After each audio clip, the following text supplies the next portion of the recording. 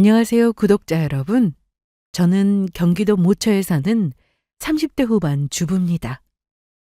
여기에 제 이야기를 드리게 된 이유는 저의 이혼 사연과 비슷한 일들이 꽤나 주변에서 일어난다고 들었기 때문입니다. 그저 저처럼 힘드신 분들에게 조금이나마 위로가 되었으면 하는 마음으로 용기를 내서 제 이야기를 보내봅니다. 저는 결혼한 지 10년이 넘었고 이혼하기 전에는 제가 이런 삶을 살게 될 줄은 몰랐습니다. 사랑스럽고 귀여운 딸을 하나 둔 엄마로서 어느 정도 힘든 일들은 다 이겨냈다고 믿고 살았는데요. 결국은 이렇게 이혼으로 저의 결혼을 마감하게 되었네요. 이혼하고 나서야 제가 그 집안에서 얼마나 기둥 노릇을 했는지 티가 났나 봅니다. 시어머니 되셨던 분은 이혼으로 부부 사이가 정리되었음에도 아직까지 연락이 종종 옵니다. 하는 말이야 뻔하죠.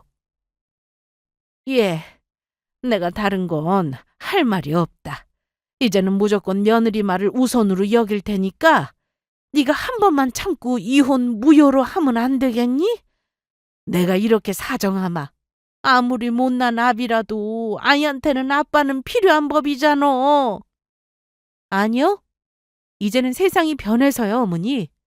못나고 부끄러운 짓 한 사람한테는 감히 아빠 이름을 갖다 붙이면 안 되는 세상이에요. 제 능력으로 아빠 몫까지 대신할 테니까 어머니는 걱정 마시고 새 며느리나 얻으시죠.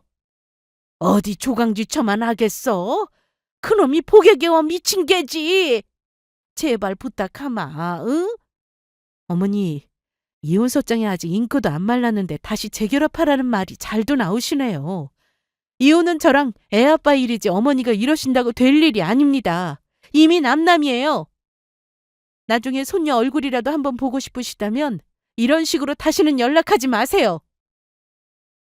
어머니가 뒤늦게 저에게 울며 불며 재결합하라고 사정하신 이유는 단지 이혼한 아들이 안타깝고 손주가 안타까워서만은 아닙니다. 결혼해서 며느리 덕분에 누리던 것들이 우수수 떨어져 나가고 나서야 아차 싶었던 거죠. 저 역시 결혼해서 얼마나 바보같이 시어머니와 남편에게 모든 걸 참고 베풀고만 살았나 동시에 깨닫는 순간이었네요. 물론 결혼 생활이 어찌 힘들기만 했겠습니까? 당연히 행복하고 좋았던 순간도 있었죠. 저 역시 10년간의 결혼 생활 동안 기쁜 일, 슬픈 일, 힘든 일 다 겪고 살았던 사람입니다. 남편 못난 부분, 시어머니와의 갈등을 다 참고 산 건 내 토끼 같은 자식에게 상처 주고 싶지 않고 잘 키우고 싶은 마음, 그거 하나였어요. 그렇게 모든 걸 참고 감수하던 저를 배반한 사람을 제가 참고 살 이유가 뭐가 있겠습니까? 결혼 생활 내내 시어머니의 돈 요구로 스트레스를 받으며 참고 살았지만 남편이 나에게 거짓말을 하고 있었다는 사실은 다른 어느 사실보다 저에게는 충격적이었습니다. 아마 여자라면 다 제 맘을 이해하실 거라 믿어요. 그나마 신라같이 남아있던 신라가 무너지고 그동안 시어머니의 무리한 요구와 남편의 철없는 행동을 참고 산 고통이 한꺼번에 몰려왔다고 하면 이해가 가실 겁니다. 이건 당해보지 않고는 차마 가늠할 수 없는 일인 것 같아요. 다른 것도 아니고 여자 문제로 배신당한 건 알고 처음에는 저도 아이를 먼저 떠올렸습니다. 아이 때문에 참고 살아야겠다고 마음을 먹고 노력했지만 시간이 지나도 그 상처는 아물지 않더라고요. 오히려 더 깊어졌죠. 매일매일이 너무 힘들었고 더 이상 이 상황을 견디는 게 제 자신에게 너무 가혹하게 느껴졌어요. 그래서 결국 이혼을 결심하게 되었습니다.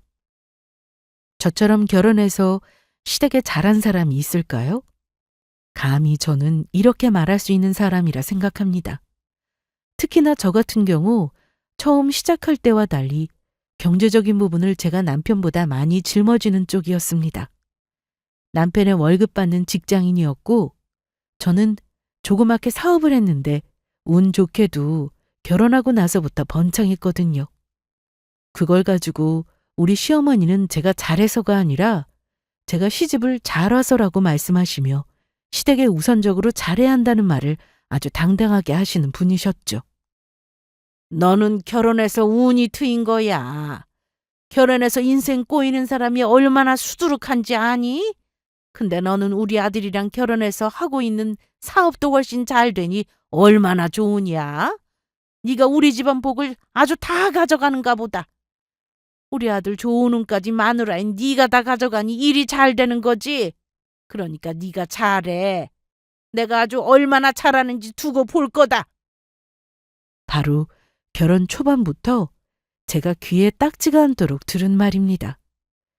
제가 수완이 좋아서 잘 되는 거지 설마 아니 남편과 결혼을 잘해서 제 일이 잘 풀렸겠습니까? 그래도 시어른이 저리 생각하시면서 자기 위로를 하시는 듯해서 그러려니 했습니다. 왜냐하면 남편은 이상하게도 결혼하고 나서부터 자꾸 일이 꼬였거든요. 가령 음주운전에 걸려 면허 취소가 되었다든가 친구 빚보증을 잘못 썼다던가 하는 일이요. 솔직히 이 정도면 제가 시집을 잘 온 게 아니라 잘못 왔다는 소리를 들어도 시원찮을 판인데 제가 남편 사고치는 거 다 처리해주고 돈 문제 해결해주니 본인 아들이 저에게 복을 다 줘서 그렇다네요. 하필 결혼하자마자 아이가 들어서는 바람에 결혼 초 지지고 볶고 싸우면서도 태어날 아이를 위해 참았습니다.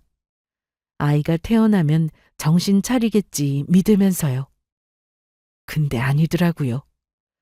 돌 지나면 나아지겠지. 아이가 어린이집에 가면 나아지겠지. 아이 학교 입학하면 나아지겠지 했는데 나아지기는커녕 잘난 마누라에게 피해의식만 커지고 저에게 큰 소리 못 치고 나가서 딴짓을 하더라고요. 저더러 미련하게 왜 참고 살았느냐는 말은 하지 말아주세요. 말씀드렸듯 저는 제가 용납할 수 있는 범위까지는 아이를 위해서 인내해야 된다는 주의였습니다. 그건 제 친정 때문이기도 해요. 제가 사실 결손 가정에서 자란 컴플렉스가 있는 사람입니다. 한창 민감한 나이인 사춘기 때 엄마 아빠가 이혼하시고 저와 동생들은 아빠랑 같이 살았어요. 당연히 집안 형편도 안 좋았습니다. 우리 세대에는 경제적으로 풍족한데 이혼하는 사람은 없었을 거예요. 엄마의 부재를 너무나 뼈아프게 경험했던 저는 내 새끼한테만큼은 절대로 그런 아픔을 물려주고 싶지 않았습니다. 그래서 폭력, 바람 같은 극단적인 이유만 아니면 참고 산 거죠. 악착같이 산 덕분에 저는 남편이 사고치는 돈쯤은 해결해 줄 여유가 있었고 그럴 때마다 남편이 나밖에 없다느니 하며 반성하는 모습을 보였기 때문에 매번 속아 넘어갔습니다. 사람 변하는 게 쉽지 않은 일인데 저는 남편이 저에게 미안해하고 다시는 안 그러겠다고 하면 그냥 이번이 마지막이라고 애써 믿어주며 넘어갔어요. 그래도 결혼 초반에는 남편은 제 눈치를 보기도 했고 잘해보려는 모습이라도 있었으니 아이까지 낳고 살았던 거겠죠. 결혼할 때까지는 우리 둘이서 열심히 모으면서 살기 바란다면서 못 보태줘서 미안하다고 하셨던 분이 어머니셨는데 결혼하고 나서 우리 경제적인 사정을 아시고는 완전히 돌변하시더라고요. 은근히 생활비 지원을 원하셨고 처음에는 아들 통해서 하던 요구가 점점 저에게로 옮겨왔습니다. 신혼 초 어느 날 남편과 함께 저녁을 먹고 있을 때 시어머니에게서 전화가 걸려온 적이 있어요. 어머니는 꼭 우리 둘이 같이 있는 저녁 시간에 연락을 하셔서는 이런저런 요구사항을 말씀하시곤 했는데요. 그날은 어쩐지 불길한 예감이 들었습니다. 어머니 전화네? 또 무슨 이유로 전화를 하셨을까? 남편이 제 눈치를 한번 보고는 어머니에게서 걸려온 전화를 받더니 잠시 말을 주고받더군요. 그리고는 핸드폰을 건네며 말했습니다. 여보, 엄마가 당신한테 할 말이 있대. 얘기 좀 해봐. 저는 무슨 일 때문에 그러실까 조바심을 내며 핸드폰을 받아들고 한숨을 속으로 삼켰습니다. 저예요, 어머니. 안녕하세요. 그래, 너는 요즘 잘 지내냐? 너는 내가 연락하지 않으면 먼저 연락하는 법이 한 번도 없구나. 시어머니의 말투는 늘 그랬듯 저에게는 퉁명스러웠습니다. 죄송해요, 어머니. 제가 요즘 너무 바빠서 겨를이 없었어요. 근데 어쩐 일이세요? 다름이 아니라 이번 달에 생활비 좀 더 보낼 수 있겠니? 요즘 물가가 너무 올라서 좀 빠듯하구나. 들어오는 돈은 똑같은데 이렇게 살기가 힘들어서 여본. 이번 달은 병원비도 많이 들어가는 바람에 펑크다 펑크. 이미 몇 번째인지 모를 부탁이었습니다. 결혼 초부터 시어머니는 매달 생활비를 요구해왔고 그 액수는 점점 커져만 가는 중이었고요. 처음에는 남편과 내가 어느 정도 보낼 수 있었지만 시간이 갈수록 그 부담이 커졌습니다. 남편은 자기 월급으로는 어차피 다 감당을 못하니 서서히 저에게 떠넘기기 일쑤였죠. 어머니, 이번 달은 저희도 힘들어서요. 저희도 고정지출이 있고 아이 기저귀 값도 만만치 않거든요. 저는 대부분 어머니 요구를 들어드리는 편이었지만 힘든 때는 거절할 수밖에 없었습니다. 조심스럽게 상황을 설명하면 어머니는 저의 곤란하다는 말을 듣고도 별로 개의치 않는 듯 했습니다. 아유, 너희는 아직 젊으니까 얼마든지 벌 수 있잖아. 나는 나이도 있고 일하기도 힘든데 모자란 돈을 자식한테 받지 않으면 어디서 메꾸겠니? 그러니 네가 다른 데 빚을 내서라도 나를 좀 더 보태줘야 도리 아니겠어? 결국 어머니의 돈 요구를 거절도 못한 채 전화를 끊고 나서 저는 남편을 바라봤습니다. 남편은 여느 때처럼 애매하게 웃으며 어깨를 으쓱하더군요. 여보 미안. 내가 능력이 없어서 뭘 어찌할 도리가 없네. 당신 혹시 비상금 해둔 거 있어? 이번 달만 어머니가 해달라는 대로 해드리자. 미안해 여보. 나도 월급 오르고 있으니까 살다 보면 더 나아지겠지. 우리가 좀 더 잘 살면 괜찮아질 거야. 저는 더 이상 말을 잇지 못했습니다. 남편은 언제나 이런 식이었어요. 시어머니의 요구에 대해 아무 대처도 하지 않고 나에게만 이해를 강요했죠. 그렇게 살다 보니 어느 순간 나 혼자 그 짐을 떠안고 살아가는 것이 일상이 되어버렸습니다. 매달 반복되는 시어머니의 요구와 남편의 무책임함 속에서 차츰 지쳐갔던 것 같아요. 경제적인 압박이 커지면 커질수록 우리 가정에 큰 부담이었습니다. 처음에는 그저 생활비 몇십만 원 정도를 요구하시는 정도였지만 시간이 지나면서 그 금액은 점점 늘어났습니다. 매달 빠져나가는 돈 때문에 우리 가정의 경제는 늘 빠듯했고 남편은 그저 시어머니 편을 들며 자기 어머니니까 이해하고 원하시는 돈을 해드리자는 말만 되풀이했습니다. 게다가 남편이 보탬이 되기는커녕 나가는 돈을 더 많이 만드는 사고를 연달아 치는 바람에 결국 제가 어쩔 수 없이 일을 늘려야 했습니다. 아이를 돌보며 하루하루가 빠듯했지만 매출을 늘리기 위해 밤잠을 줄여가며 노력했습니다. 작은 사업을 시작해 벌이를 늘리기 위해 발버둥을 친 거죠. 처음엔 어려웠지만 절박함 덕분에 어떻게든 버텨나가게 되더군요. 그러면서 제가 열심히 하자 운이 따라오는 건지 사업은 서서히 성장하기 시작했고 덕분에 시어머니가 요구하는 돈도 그때마다 충당할 수 있었습니다. 이걸 두고 시어머니는 속도 모르면서 제가 시집오고 나서 사업운이 트여졌다고 한 거죠. 하지만 마음 한편으로는 시어머니 말이 일리 있다는 생각도 들었습니다. 만약 시어머니의 끝없는 요구가 없었다면 제가 이렇게까지 열심히 일을 하고 사업을 일궈내지 않았을지도 모를 일이니까요. 사실 그 당시 저에게는 선택지가 없었습니다. 절박한 상황에 내몰리니 그 상황에서 살아남기 위해 더욱 열심히 일할 수밖에 없었죠. 사람은 절박할 때 비로소 모든 것을 걸고 노력하게 되는 법이니 제가 시댁덕에 컸다는 말은 틀린 말은 아닌 셈이죠. 시어머니의 요구로 인해 나 자신을 채찍질하며 사업을 키웠고 가끔은 아이러니하게도 그 고난이 내 발전의 원동력이 된 것 같기도 했습니다. 불행인지 다행인지 제가 돈을 잘 벌기 시작하니 어머니 요구는 점점 더 커지기 시작했습니다. 당연히 제가 시댁의 모든 보탬이 되어야 한다고 당당하게 요구하셨어요. 본인 앞가림도 못하는 형편에 어느 때는 친척을 도와야 한다는 말도 하시더군요. 한 번은 전에 없이 좀 큰 목돈을 요구하시길래 어디다 쓰실 거냐고 조심스럽게 물었더니만 별거 아니라는 듯이 대답하셨습니다. 어머니, 이번에는 무슨 일이세요? 혹시 무슨 나쁜 일 때문에 큰돈 필요한 거면 솔직히 말씀해 주세요. 저도 제 돈 드리는데 알 건 알아야죠. 이번에 너희 작은아버지가 힘들어서 내가 좀 도와주려고 해. 글쎄 잘 되던 사업을 한순간에 말아먹어서 집까지 날렸다지 뭐니. 조금만 도와주면 재기할 수 있다길래 보탬이 될까 해서 그래. 우리가 명색이 큰 집인데 그 정도 체면은 차려야지. 어머니 말을 듣는데 죄 속에서 무언가 확 끊어지는 느낌이 들었습니다.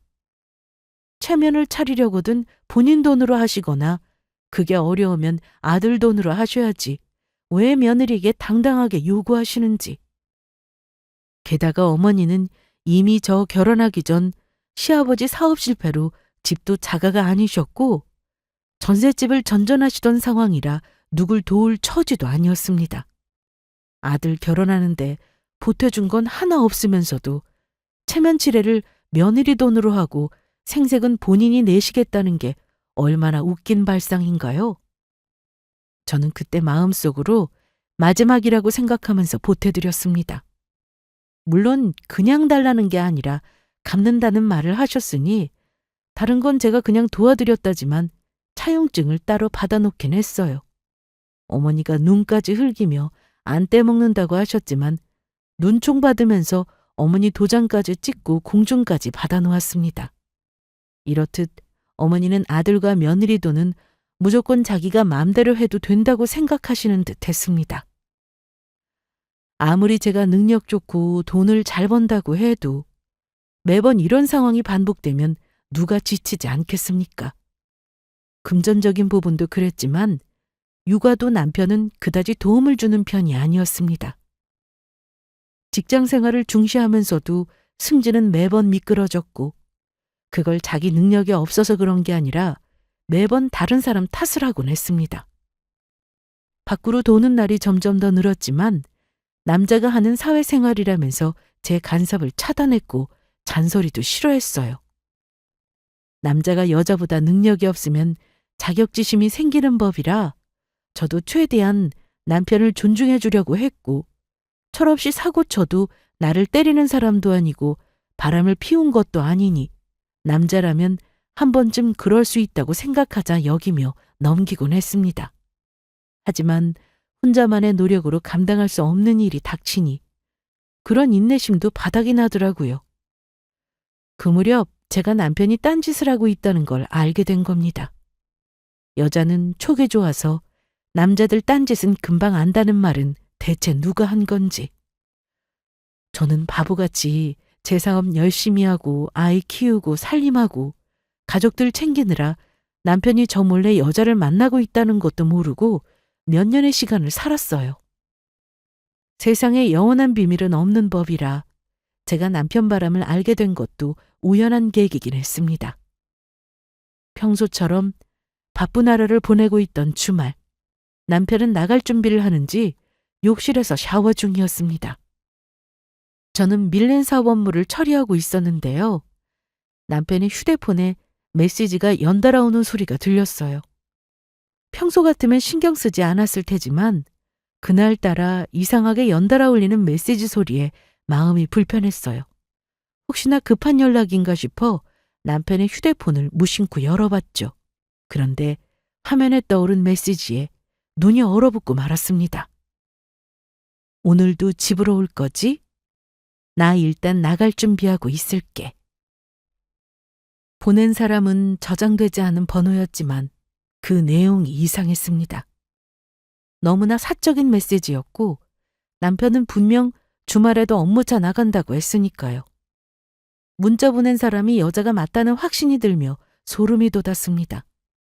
남편이 바람을 피운다는 생각은 한 번도 해본 적이 없었던 저는 당황한 나머지 멍하니 휴대폰을 바라보다가 손을 떨며 메시지 내용을 다시 한번 확인했습니다. 하지만 확실하게 파악하려면 남편이 잠든 때를 노려야 했기 때문에 저는 그날부터 남편의 행동을 주시하며 때를 노렸습니다. 그리고 남편이 잠든 새벽에 마음의 준비를 하고 핸드폰을 열어 확실하게 외도 중이라는 사실을 알게 되었어요. 심지어 남편은 내연녀와 같이 살림까지 차려 소꿉 장난질을 하고 있더군요.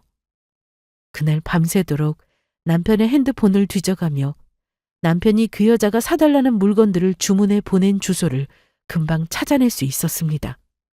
너무나 당당하게 우리 아이가 저장되어 있는 사진첩에 다정한 모습을 찍어 놓았더군요. 자고 있는 남편 놈을 깨워 따귀를 올려붙이고 따져먹고 싶은 걸 참아가며 저는 그날 밤을 뜬 눈으로 지새웠습니다. 사람이 너무 화가 나고 황당한 상황을 마주하게 되면 오히려 차분해지더라고요. 아무리 시어머니가 못되게 굴고 남편이 철없어도 이혼은 남의 얘기라고 생각하며 살았던 저는 그날 이후 이혼을 제대로 하기 위한 준비를 시작했습니다. 핸드폰에 있는 증거도 차고 넘쳤지만 저는 그동안 그 인간의 행동을 주의 깊게 관찰했어요. 그리고 곧 기회가 찾아왔습니다. 남편이 주말에 출장을 간다더군요. 당연히 거짓말이라고 생각했던 저는 조심스레 남편을 따라가 보기로 결심했죠. 남편이 집을 나서는 순간부터 뒤를 쫓았습니다. 황당한 건 우리 집에서 멀지 않은 20분도 안 되는 거리더군요. 주소는 알고 있었지만 남편이 직접 불륜녀 집에 진짜로 가고 있는 모습을 보고 나니까 정말 끝이라는 느낌이 확 오더라고요. 남편 놈은 한적한 빌라촌에 차를 세우고 들어갔습니다. 남편이 내연녀의 집에 들어가는 모습은 새삼 충격적이었고 가슴이 쿵쾅거리며 터질 듯이 뛰기 시작했습니다. 저는 그 집에 찾아가 초인종을 누를 생각이었는데요. 그럴 새도 없이 얼마 후 그 집에서 한 여자와 남편이 다정한 모습으로 나오더군요. 익숙한 태도로 남편과 팔짱을 낀 채 자연스럽게 이야기를 나누며 웃고 있었습니다. 두 사람의 관계는 단순한 불륜이 아니었고 남편놈의 이중 생활은 꽤나 오래되었다는 느낌을 받았습니다. 아예 따로 그 여자와 살림을 차리고 두 집 살림을 하고 있었던 것이죠. 그간 무수히 출장이라며 외박했던 순간들이 머릿속을 스쳐가더군요. 내가 얼마나 바보였는지, 남편놈은 매번 속이기 쉬운 저를 보며 얼마나 비웃었을까요? 그 생각을 하니 내 자신까지 싫어졌습니다. 골목에서 두 사람이 차를 타고 떠나는 광경을 지켜보면서 한참 동안 아무것도 할 수 없었습니다. 눈앞에서 벌어지는 그 장면을 받아들이기가 너무도 힘들었어요. 심증만 있을 때와 직접 목격하는 일은 천지 차이더군요. 남편이 어떻게 이런 배신을 나에게 할 수 있을까요? 그동안 믿고 참아왔던 모든 것이 송두리째 무너지는 순간이었습니다. 이제는 더 이상 남편과의 결혼 생활을 유지하는 것이 불가능하다는 확신이 들었어요. 아이를 위해, 가정을 위해 어찌됐든 참아보려고 했던 나의 모든 노력이 한순간에 부질없게 느껴졌달까요? 남편은 이미 다른 여자와 새 삶을 살고 있었으니 더는 미련을 가질 이유가 없었습니다. 다른 것도 아니고 여자 문제라니요. 아무리 제가 이혼은 내 인생에 없는 일이라고 생각하며 살았다지만 여자 문제는 당해보니 차원이 다르더군요. 신뢰가 부부 사이에 가장 중요한 덕목인 만큼 한번 금이 간 관계는 다시 붙일 수 없는 법이었죠. 그렇게 저는 이혼을 결심하게 되었습니다. 일요일 저녁 남편이 집에 돌아왔더군요. 평소와 다름없는 표정을 보고 분노를 느꼈지만 저는 이혼이라는 한방을 제대로 날리기 위해 안간힘을 쓰며 모든 걸 밝히고 싶은 충동을 참았습니다. 그런데 남편의 외도와 따로 차린 살림에 대해 고민하며 이혼을 결심하고 있던 어느 날, 시어머니에게서 전화가 걸려왔습니다. 시어머니의 번호가 뜨는 걸 보고 저는 한숨을 깊이 내쉬었어요. 또 무슨 요구를 하시려나 하는 생각이 들었습니다. 아니나 다를까요? 전화를 받자마자 시어머니의 목소리가 경쾌하게 들려왔습니다. 예, 애미야. 너 요즘 왜 이리 연락이 없어? 우리 수민이는 잘 지내는 거니? 네, 어머니, 안녕하세요. 무슨 일이세요? 내가 너한테 꼭 무슨 일이 있어야 연락해야 하는 거냐? 오늘은 중요한 일이긴 하다만. 시어머니는 늘 그렇듯 본인이 원하는 곳부터 말하기 시작했습니다. 다름이 아니라 드디어 이번에 전세 만기되면서 내가 집을 하나 계약했어. 그동안 모아둔 돈으로 좋은 기회를 잡았거든. 그런데 잔금이 좀 모자라서 말이야. 네가 조금 보태줘야겠다. 어머니가 미안한 기색 없이 돈을 보태달라는 말을 듣고 한순간 분노가 치밀어 올랐습니다. 남편이 다른 여자와 따로 살림을 차린 상황에서 시어머니는 나에게 아무렇지도 않게 또 돈을 요구하더군요. 속에서 끓어오르는 화를 억누르며 침착하게 물었습니다. 어머니, 집을 사셨다고요? 그래. 드디어 서러운 새집 탈출이다 얘. 금매로 나온 집이고 나랑 네 아버지 살기 아주 딱인 집이야. 이게 기회일 때 잡아야 하지 않겠니? 네가 조금만 도와주면 좋겠구나. 도와줄 거지? 아참, 너 지금 사는 집도 많이 올랐다던데? 너는 우리 아들이랑 결혼해서 돈도 잘 벌고 집값도 오르고 아주 복덩어리를 나한테 가져간 거야.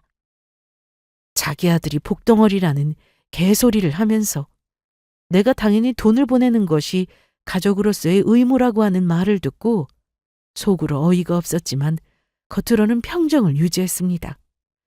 지금 이 상황을 어떻게 이용할지 머릿속으로 계산하기 시작했어요. 이미 저는 이혼을 이미 결심한 상태였고 시어머니의 요구를 이용해 마지막 한 방을 날려야겠다고 생각했습니다. 어머니, 집 잘 사셨네요. 축하드려요. 그래서 잔금이랑 이사 날짜가 언제인가요? 2달 후 말일쯤이야. 그때까지 보내주면 좋겠구나. 보내줄 거지?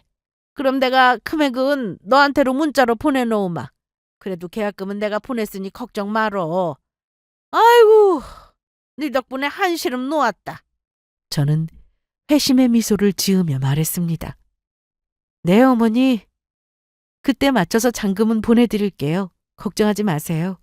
그래, 내가 너 이럴 줄 알고 계약 먼저 하길 잘했구나. 그럼 너만 믿고 있으마. 전화를 끊고 나니 마음속에서는 분노와 허탈감이 뒤섞여 복잡한 감정이 휘몰아쳤지만 동시에 통쾌하기도 했습니다. 시어머니가 돈을 의지하고 있는 상황에서 이혼 선언을 하면 모든 관계를 끝낼 수 있는 결정적인 순간을 잡은 셈이죠. 잔금일에 이혼을 선언하면 되겠군. 마음속으로 결심을 굳히며 그날이 오기를 기다렸습니다. 이혼 소송과 상간녀 소송을 같이 준비하는 동안 남편 놈은 제가 눈치챘을 거라고는 꿈에도 생각지 못하고 있더군요. 어머니 역시 자기 아들에 대해 아무것도 모른 채 내가 보낸 돈을 기다리고 있었겠죠. 하지만 저는 그날 마지막으로 사이다 같은 한 방을 날릴 준비를 하고 있었습니다. 잔금일 전날에도 시어머니는 돈이 준비되었는지 단단히 확인하더군요.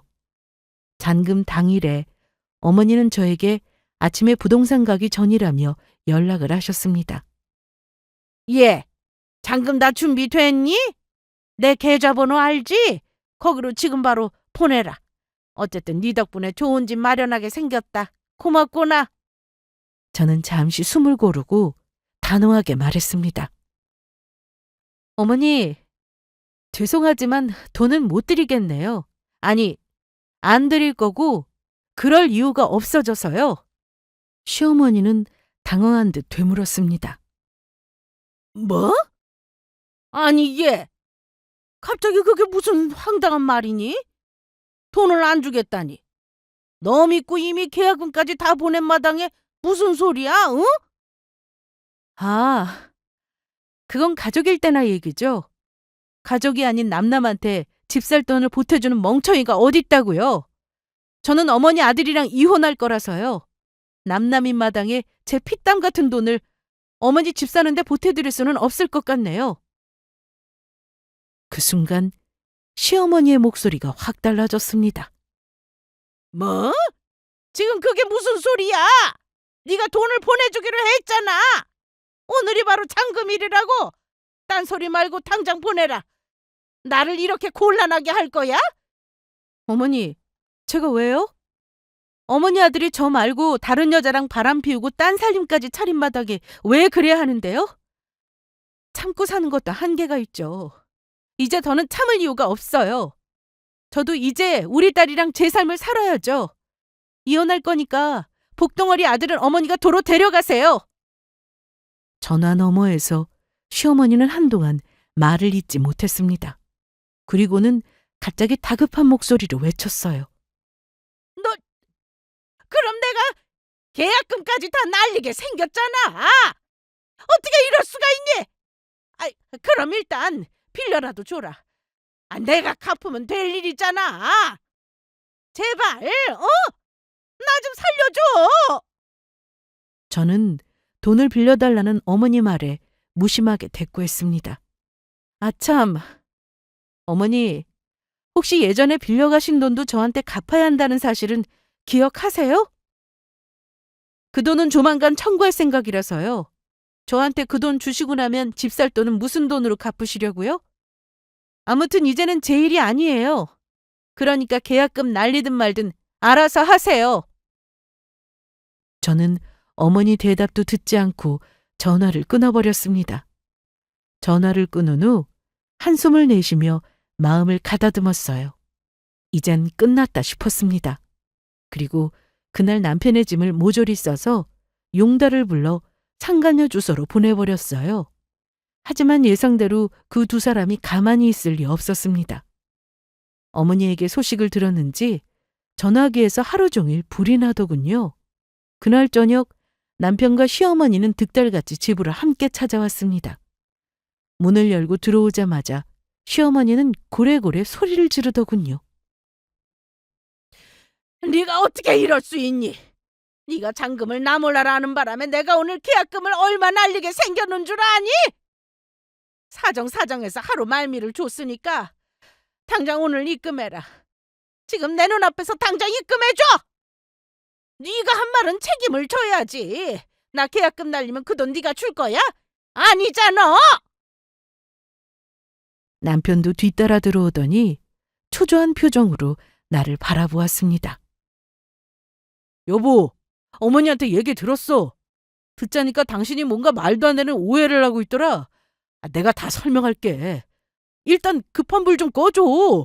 우리 엄마 진짜 애써서 마련한 집이란 말이야. 일단 돈부터 붙이고 우리 얘기 천천히 해보자. 어? 저는 뻔뻔한 모습에 다시 한번 경악했지만 태연하게 두 사람에게 말했습니다. 당신이 감히 그런 말을 하다니 참 뻔뻔하다. 미안하지만 돈은 못 줘. 아니? 나한테 돈을 줄 고민을 해야 할걸? 당신 바람 피우고 딴 살림 차린 거 뻔히 다 알고 있는데 당신 어머니 살집 돈을 보태라니. 제정신이야? 뭐? 우리 아들이 무슨 바람을 피워? 내가 확인했지만 절대 아니란다. 네가 뭘 잘못 알고 이러는 게지? 잘못 알다니 어머니. 같이 살림 차린 집 주소도 알고 사진이며 증거는 차고 넘쳐요. 제가 직접 보여드려야 믿으시겠어요? 어머니는 제가 돈을 주기 싫어 허언을 했다고 믿었던 모양입니다. 자기 아들의 외도 사실은 전혀 믿지 않고 있었지만 당당하게 아들의 외도 사실을 말하자 어머니도 눈빛이 흔들리더군요. 저는 아무 말 없이 옆에 있던 가방에서 준비해둔 이혼 소장을 꺼냈습니다. 물론 상간녀를 대상으로 한 소장도 함께 준비되어 있었어요. 남편의 눈앞에 2개의 서류를 당당하게 내밀며 말했습니다. 이게 이혼 소장이야. 그리고 이건 상간녀 소장이야. 변호사랑 이미 다 얘기 끝났으니까 더는 변명하지 마. 이미 법원에 접수했으니 조만간 당신한테도 당신 내언니한테도 송달될 거야. 어디 소장 받고 나서도 당신 옆에 붙어있나 지켜보지. 남편은 서류를 확인하더니 얼굴이 하얗게 질리며 저를 쳐다봤습니다. 뭐? 이혼 소장? 상간녀 소장? 당신 나랑 진짜 이혼할 생각인 거야? 대체 다 언제 준비한 거냐고? 당신 이 정도로 주도면밀한 사람이었어? 뭐? 주도면밀? 그래, 나 그런 사람이야. 다른 건 다 참았지만 당신이 다른 여자와 따로 살림을 차리고 나 농락한 건 못 참아. 더는 당신 변명 들을 생각도 없어. 소장 받아오고 이혼할 준비나 해. 돈은 있니? 그년한테 돈 다 써서 위자료 줄 돈은 있나 모르겠다. 남편은 믿을 수 없다는 표정으로 머리를 쥐어뜯으며 바닥에 주저앉았습니다. 그러더니만 저에게 싹싹 긁며 읍소작전을 펼치더군요. 여보 제발 이렇게 끝내지 말자. 우리 애는 그건 생각 안 해? 남자는 살다 보면 한 번은 다른 데 눈도 돌릴 수 있어. 그렇지만 결국은 돌아오는 법이야. 마침 정리할 참이었는데 당신이 이혼으로 뒤통수를 치면 어쩌냐고. 뒤통수를 내가 쳤다는 거야? 바람 피운 당신이 내 뒤통수를 친 거지? 몇 년 동안 두 집 살림하며 얼마나 재미나게 살았니? 내가 생활비에 당신 어머니 용돈에 피똥 싸는 동안 아주 즐거웠지? 그때였습니다. 옆에서 모든 상황을 지켜보던 어머니는 남편을 향해 손을 뻗어 머리채를 쥐어뜯으며 소리를 질렀습니다. 그럼 네가 바람났다는 게 전부 사실이란 거야? 이놈의 자식! 어디 할 짓이 없어서 여자랑 눈이 맞아서 네 복을 네가 차! 이게 전부 다 네 놈 탓이야. 네가 바람만 피우지 않았어도 내가 정상적으로 잔금을 치렀을 거 아니냐? 그랬으면 계약금 날릴 일도 없었을 거잖아. 이제 어쩔 거지, 이놈아! 남편은 당황하며 시어머니의 손을 뿌리치며 말했습니다. 엄마! 이건 옳고 말해요. 잘 알지도 못하면서 왜 저한테 이러세요? 나도 힘들다고요. 어머니도 나한테 돈 요구한 것 때문에 이 사단 난 거잖아요. 마누라 덕에 편하게 사는 놈이 힘들긴 뭐가 힘들어. 아이고, 내가 큰 소리 치는 건 이제 끝났구나. 끝이야. 어머니는 남편 등짝을 때리고 발길질까지 하며 오열했습니다. 나중에는 힘에 부치는지 자리에 주저앉아서 내내 울기만 하시더군요. 그리고는 저에게도 한 번만 봐달라고 싹싹 빌었어요. 하지만 저는 그 모습을 외면했습니다. 제발 부탁이다, 어미야. 내가 무조건 다 잘못했다. 이놈이 바람난 거 내가 아주 단단히 고쳐놓을 테니까 이혼한다는 말은 취소해줘. 그래 여보. 나도 이번 일로 정신 차릴게. 한 번은 기회를 줘야지. 다른 집 봐봐. 남자들이 내내 바람 피우고 들어와도 참고 사는 여자들이 얼마나 많은데. 나는 그 입 닥치고 있어. 더 싹싹 빌어도 모자를 판에 그딴 소리를 하니? 엄마한테 더 머리 뜯겨야 정신 차릴래? 어머니 말에 잠시 뜨끔한 남편은 그제야 자기 합리화를 멈추고는 저에게 무릎을 꿇고 사과하며 애원했지만 시어머니는 남편을 향해 분노에 찬 고함을 질렀고 둘은 서로를 탓하며 엉망진창으로 싸우기 시작했습니다. 저는 그저 차분히 그 광경을 지켜보았어요. 시어머니는 계약금을 날리게 생겼다는 사실에 분노했고 남편은 자신이 모든 걸 잃게 된 상황이 믿기지 않는다는 표정이었습니다. 두 사람의 싸움을 조용히 지켜보는 내내 속으로 묵직한 후련함이 밀려왔습니다.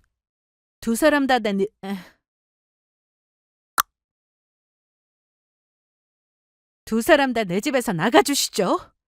모든 건 법대로 할 거니까 그리 아시고요. 10분 이내로 안 나가면 바로 경찰 불러서 온 동네 망신당할 줄 아세요. 제가 으름장을 놓자 그날 밤 두 사람은 결국 아무것도 해결하지 못한 채 집에서 나갔습니다. 이혼 소송과 상간녀 소송은 제 계획대로 완벽하게 진행되었습니다. 소송 중에 들려온 소식은 통쾌함 그 자체였어요. 상간녀는 남편에게서 받은 소장에 겁을 먹고 그에게 돈을 요구하며 결국 헤어졌다고 하더군요. 남편은 상간녀에게서조차 버림받은 것이죠.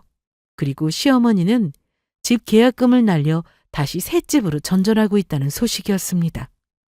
남편은 그동안 나의 눈을 피해 자신의 행동을 즐기며 살아왔지만 이제 그 모든 잘못의 대가를 직접 책임지는 과정을 겪으며 뼈저리게 후회했을 겁니다. 상간녀와의 관계가 밝혀지고 이혼 소장과 상간녀 소장을 받은 후 남편은 자신이 얼마나 큰 실수를 저질렀는지 뒤늦게 깨달았겠죠. 자신의 욕망만 쫓으며 저를 농락하고 속여왔던 행동들이 결국 자신에게 돌아와 모든 것을 앗아가게 만들었으니까요.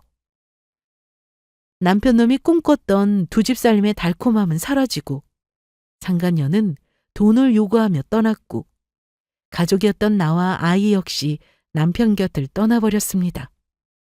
시어머니조차 계약금을 날려버린 상황에서 남편은 혼자 남아 후회 속에 빠져 있을 겁니다. 모든 것을 잃은 후에야 자신 행동이 어떤 결과를 초래했는지 깨달았을 거라 생각합니다. 아니 어쩌면 남편놈은 잘못을 끝까지 깨닫지 못했을지도 모를 일입니다.